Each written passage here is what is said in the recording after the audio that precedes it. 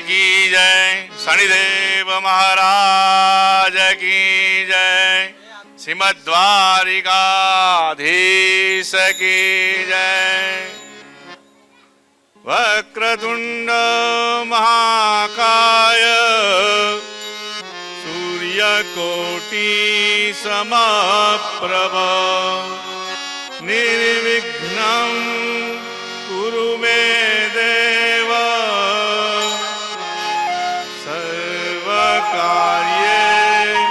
सर्वदा। अज्ञानान्तिमिरान्धस्य ज्ञानाञ्जनशलाकया चक्षुरुन्मीलितं येन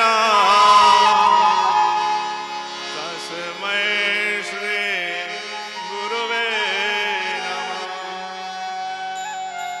नमस्ते शारदे देवी सरस्वती मते प्रदे। वसत्वं मम जीवाग्रे सर्व विद्या प्रदा भव।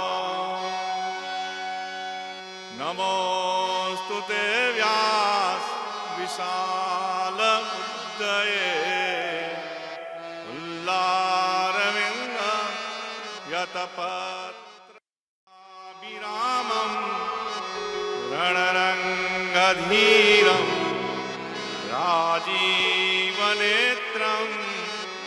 रघुवंशनाथं कारुण्यरूपं करुणाकरन्तं श्रीरामचन्द्रं शरणं प्रपद्ये। मनोजवं मारुततुल्यवेगं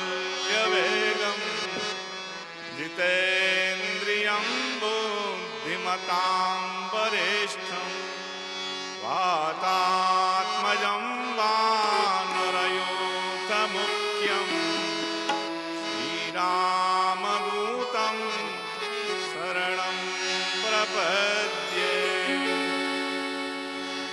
योऽन्तः प्रविश्य मम वाचमिमां प्रसूतां सञ्जीवयत्य किल शक्तिधर नाम्ना। योऽन्तः प्रविश्य मम वाचमिमां प्रसूतां सञ्जीवयत्य किल शक्तिधरनाम्ना। अन्यांस्तहस्तचरणश्रवणत्वगादीन् प्राणान्नमो भगवते पुरुषाय तुभ्यम्। आत्मा त्वं गिरिजामते सहचरा प्राणशरीरं गृहं पूजाते विषयोगभोगरचना निद्रा समाधिस्थिते सञ्चार हृदयो प्रदक्षिणविदे होत्राणि सर्वाङ्गिर यद्यत् कर्म करोमि तत्त्वमखिलं शम्भो तवाराधनं शम्भो तवाराधनं। कोणस्थ पिङ्गलो बभ्रो कृष्ण रौद्रान्तको यमः शौरी शनैश्चरो मन्द पिप्पलादेन संस्तुता। नीलाञ्जन समाभासं कविपुत्रं यमाग्रजं छायामार्तण्ड सम्भूतं तन्नमामि शनैश्चरम्।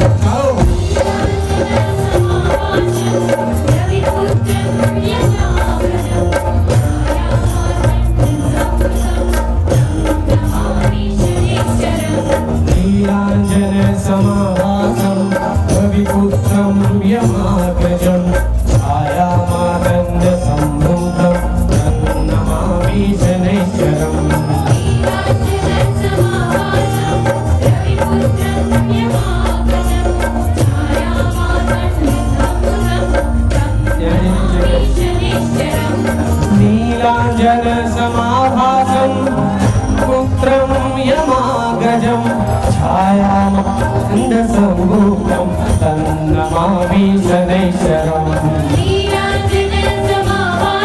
ॐ सदैव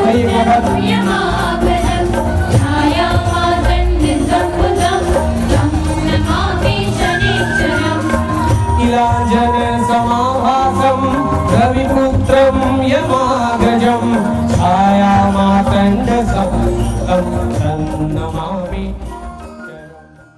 શનિદેવ મહારાજ કી જય.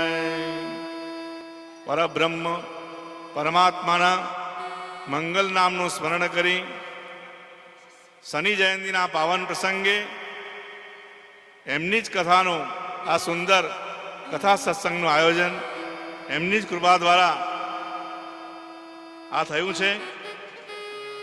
સમગ્ર પરિવાર શનિદેવ મંદિર સમગ્ર પરિવાર દ્વારા શનિ જયંતિ નિમિત્તથી આ જે મનોરથ આ સાકાર થયો છે.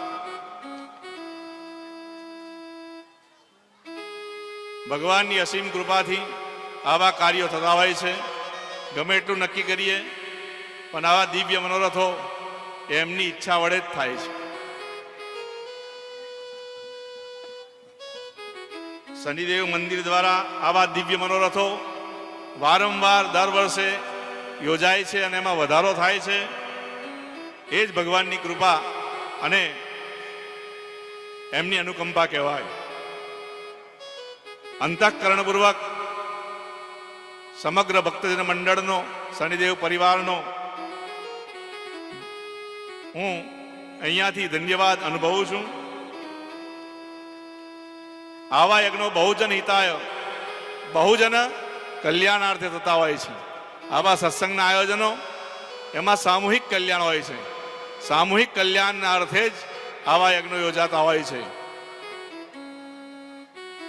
આ કથા સત્સંગના કોઈના જીવનમાં બે ચાર પણ શબ્દો જો ઉતરી જાય તો આપણો આ પ્રયત્ન સફળ થયો કે નહીં. કથા સત્સંગો અનેક જીવોનું કલ્યાણ કરનારા હોય છે. શનિદેવ ભગવાન એ ગ્રહોના રાજા છે અને એ તો એમની તો લીલાઓ બધી સિંધુ જેવી છે, સમુદ્ર જેવી. પણ આપણે તો સમયની મર્યાદા, આજે એવું નહીં કે કલાક 2 કલાક 5 કલાક 10 કલાક 1 દિવસ 2 દિવસ 7 દિવસ મહિનાઓ સુધી કરીએ તો એમની લીલાઓનો પાર નથી. એટલે આપણે આજે બીજા પણ મનોરથોનો લાભ લેવાનો છે. એટલે શનિદેવના સિંધુ જેવા એમના લીલા ક્ષેત્રમાંથી આપણે માત્ર બિંદુઓ જ લેવાના છે. એ બિંદુઓનું પાન કરવા આપણે બધા એકત્રિત થયા છે. શનિદેવ એ સ્વતંત્ર દેવ છે. અત્યારે તો કલિયુગમાં એ દેવનું ખૂબ મહત્વ છે. શનિદેવનું કલિયુગ કાળ દુષ્મ કાળ છે. એમાં શનિદેવ અને રાહુદેવનું પહેલા કરતા પણ વધુ પ્રભુત્વ થાય છે. સર્વ શાંતિના દાતા છે. પહેલું આપણે એમ વિચારીએ કે શાંતિ ક્યાં મળે, તો કોઈ કહેશે કે ગાડીઓ આવી જાય 2-4 શાંતિ, 2-4 બંગલા બંધાઈ જાય શાંતિ, આ લગ્ન થઈ જાય તો શાંતિ, છોકરા થઈ જાય તો શાંતિ. આ શાંતિ શાશ્વત શાંતિ નથી. એનાથી તો ઉલટી ભૂખ વધે છે. પણ શાશ્વત શાંતિ એમના ચરણોમાં છે, શનિદેવના ચરણોમાં છે. જેની કૃપા થાય તો જ આપણને મળે. એ શાશ્વત શાંતિ છે. આ બધી ક્ષણિક શાંતિઓ છે. નવા કપડાં પહેરવામાં આનંદ તો જ્યાં સુધી પહેર્યા ત્યાં સુધી આનંદ, ખાવામાં આનંદ તો ભાવતું ખાધું ત્યાં સુધી આનંદ, પછી સાંજે પાછા હતા એવા ખીચડી ચાલશે. પણ આપ કપડું પહેરીએ ત્યાં સુધી આનંદ, સિરિયલ કે પિક્ચર ગમતું હોય તો જોઈએ ત્યાં સુધી આનંદ. એ આનંદ ટકતા નથી. ટકે છે કોની કૃપાથી? ભગવાનની કૃપાથી. શાશ્વત આનંદ જે કદાપી જતો નથી. કોઈ પણ મુશ્કેલીમાં પણ આનંદ આપણો વિસરાતો નથી. એ શનિદેવની કૃપા થાય તો જ શક્ય બને, નહીં તો કદાપી શક્ય બને નહીં. સુખ શાંતિના દાતા છે શનિદેવ. એમની કૃપા મેળવવા માટે આપણે પ્રયત્નો કરવા જોઈએ. બાકી અઢળક સંપત્તિમાં, સોના ચાંદીમાં કોઈ પણ દ્વારા એ ભૂખ વધતી જાય પણ શાંત થતી નથી. પછી એનામાંથી શું જન્મે થાય? ઈચ્છાઓ હોય ને, શાંતિ ના હોય, ઈચ્છાઓ હોય અને એને કારણે ક્રોધ આવે. ક્રોધ એમાંથી જ જન્મે. આપણી ઈચ્છા પૂરી ના થાય, ક્રોધની માતા ઈચ્છા છે, લોભની માતા ઈચ્છા છે, મોહની માતા ઈચ્છા છે. એ ઈચ્છા એ આ બધા દુર્ગુણોની માતા છે. ભગવાનને જીવન સોંપવું જોઈએ. તું જેમ જીવાડે એમ અમે જીવીશું. જિંદગી જેવી હોય એવી વધાવી લેતા શીખીએ તો જ જીવનમાં આનંદ આવે. અને એ આપણને શનિ મહારાજની કથા શીખવાડે. કોઈ ફૂલો ઉછાલે વા જૂતીઓ સે મારે, નિંદા સ્તુતિ સહાલે, બેઠે હે મસ્ત પ્યારે. આ મસ્તી આવે ક્યારે? ભગવાન સદૈવની કૃપા હોય તો. ધૂળ પર બેસાડે તોય એટલો આનંદ, ને સોનાના સિંહાસન બેસાડો પર તોય એટલો આનંદ. આપણો આનંદ વિસરાય નહીં. આનંદ એ જ શનિદેવનું સ્વરૂપ છે અને આનંદ એ જ એમની ભક્તિનું ફળ છે.